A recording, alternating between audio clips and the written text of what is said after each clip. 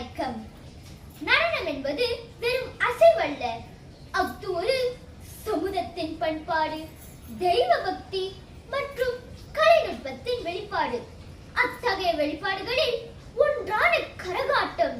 தமிழர்களின் பாரம்பரிய நடன கலையை பற்றி இன்று 5ஆம் வள்ளுவரில் இருந்து பேச வந்துள்ளேன். நான் மாணவி சஸ்மிதா பூவன். கரகாட்டம் என்பது தமிழகத்தின் மிகவும் பிரபலமான ஒரு கிராமிய நடன கலையாகும். தலையில் அழகுற அலங்கரிக்கப்பட்ட செப்பு கலசத்தை, அதாவது கரகம், எந்த பிடிமானமும் இல்லாமல் வைத்து ஆடுவதே இதன் தனிச்சிறப்பு.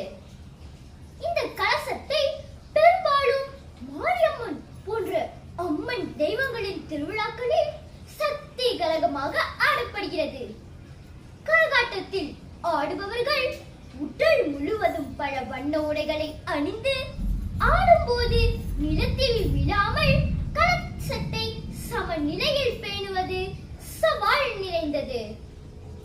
கரகாட்ட கலைஞர்கள் உடலின் நெகிழ்வு திறனையும் ஆபாரமான சமநிலை ஆற்றலையும் வெளிப்படுத்துகின்றனர். வேகமான தாளத்திற்கேற்ப ஆடும்போது கலசம் கீழே விழாமல் இருக்க தீவிரமான ஒரு முகத்தன்மை தேவைப்படுகிறது.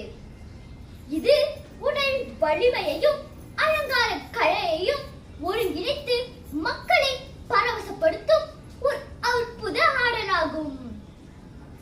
இந்த பாரம்பரிய கலை வடிவம் தமிழர்களின் கலாச்சார தொடர்ச்சிகளையும் வழிபாட்டு முறைகளையும் நிலைநிறுத்துகிறது.